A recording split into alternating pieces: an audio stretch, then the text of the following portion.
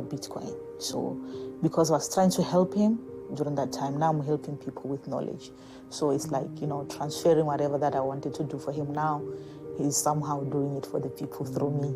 I continue to honor him, and he'll be my baby forever. Yeah.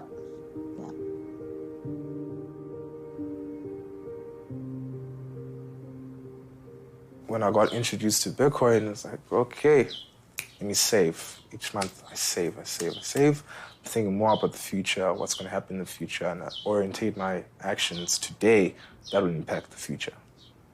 I mean, that's the reason why I'm studying, right? I'm seeing really some interesting stuff in the space of crypto. I'm not saying I'm against banking. I'm just against fractional reserve banking. So I orientate my actions towards that, the new financial system. I would be a lot more stressed if I didn't have Bitcoin, honestly. Why? Let's say, for example, if we have the central bank government decides yo, I'm going to print 2 trillion rands into the economy. The consequences of that would be hyperinflation. I can't remember who said this, but it says that Bitcoin is not about getting your money out of your country.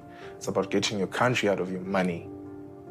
Essentially, it's like protecting your savings, protecting your store of value. That's why I'm into Bitcoin. I think the financial crisis started a discussion that Bitcoin then accelerated around why the financial system works the way it does and whether or not it should work that way. How can we make it more transparent? How can we make it more fair? How can we improve the world of money for everybody? But it was a very difficult discussion to have with people in the early days of Bitcoin. I was writing for FinWeek magazine at the time, and I did a story on Bitcoin in 2011, and some of my colleagues literally laughed at me. They were like, this is the dumbest thing we've ever heard of. It's a bubble. It'll never be worth more than $9. At its height, it was worth $20,000, and it's going to be worth a lot more than that one day. And every time we see this cycle, we have people laughing, it's not going to last, it's overinflated. And every time they're right for a very short period of time, and then every time they are proven ultimately wrong in the medium term. I believe that one day it's something that you won't have to understand. It just makes your life better.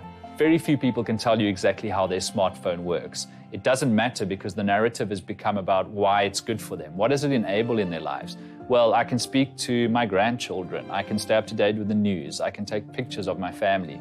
Those are the things that matter.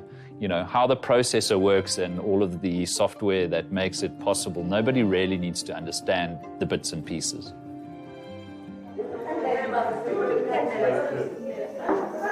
So Chad, welcome to MON in the middle of the night. At 2 o'clock in the morning, I followed Lauren out to Soweto to